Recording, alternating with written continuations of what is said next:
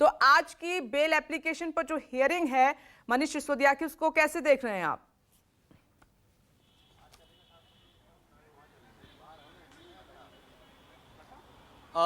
विपनेश,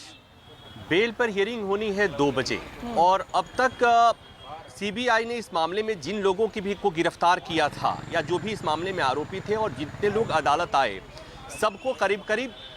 जमानत मिल चुकी है। सीबीआई के मामले में मनीष सिसोदिया चौथे व्यक्ति हैं जिनकी गिरफ्तारी सीबीआई ने की थी आबकारी मामले में। उनके पहले 3 लोगों की गिरफ्तारी हुई थी, तीनों को जमानत मिल गई थी। आज मनीष सिसोदिया की जमानत पर सुनवाई होनी है और जो यहाँ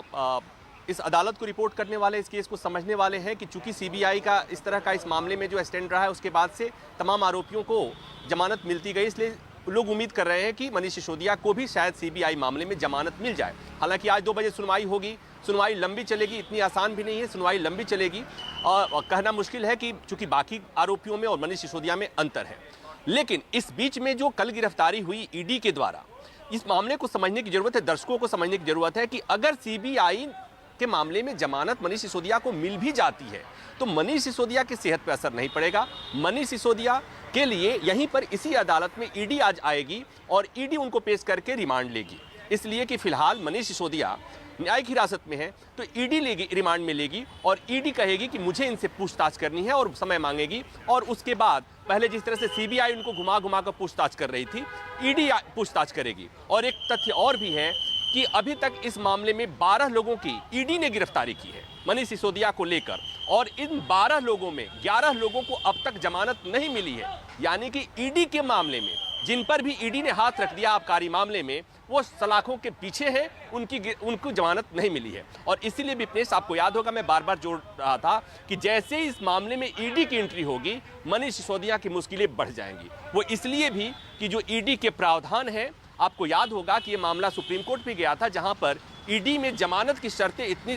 मुश्किल थीं, उसे चुनौती दी गई थी, ईडी के तमाम प्रावधानों को चुनौती दी गई थी, सुप्रीम कोर्ट ने इस पर मुहर लगाई। तो मतलब ये कि ईडी के मामले में जमानत जैसे बाकी 11 लोगों को नहीं मिली है, मनीष सिसोदिया को मिलेगी, इसकी संभावना कम है, जितना मैं समझ पा रहा हूँ। तो फिलहाल ये कि अगर आज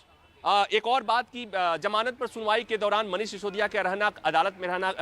कोई जरूरी नहीं है, उसमें भले नहीं आए, लेकिन ईडी को रिमांड चाहिए, ईडी को पूछताछ के लिए चाहिए, तो वो कोर्ट के सामने उनको लेकर आएंगे और एप्लीकेशन लगाएंगे कि मुझे इनसे पूछताछ करनी है। और इस तरह से एक बार न्यायिक हिरासत से मनीष सिसोदिया ईडी की हिरासत में जाएंगे और इस मामले के जो तमाम आरोपी हैं, ईडी के मामले के जो तमाम आरोपी हैं, उनसे उनके साथ बैठकर पूछताछ हो सकती है। और जैसा बताया जा रहा है कि कविता जो आज जंतर मंतर पर धरना दे रही हैं, देश भर के विपक्षी पार्टियों को बुला करके महिला आरक्षण के बहाने ही एक महागठबंधन बनाने की तैयारी हो रही है। कल उन्हें जाना है, ईडी उनसे पूछताछ करने वाली है और इस बात की संभावना से शायद ही कुछ लोगों को ऐतराज हो सकता है कि इस मामले में ईडी के कविता को गिरफ्तार करेगी। तो ईडी की जब गिरफ्तारी होगी और जिसे साउथ कार्टेल कहा जा रहा है, साउथ लॉबी कहा जा रहा है आबकारी इस घोटाले में, कथित घोटाले में, तो उसके बाद से तस्वीरें थोड़ी सी और साफ होंगी। तो मुझे जो बात समझ में आ रही है विपनेश,